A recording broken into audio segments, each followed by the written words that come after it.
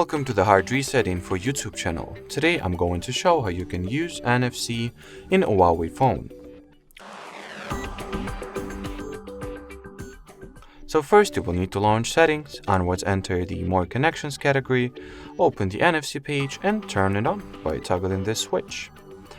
Then you can do such things as, with it you can use it to pay with your phone for contactless payments.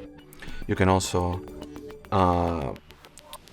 tap the back of your phone against the NFC reader, whatever reader you want to use or you want to use your NFC phone with, and you can also send files with it, for example, and more. Anyway, that will be it for this video. Thanks for watching and bye bye.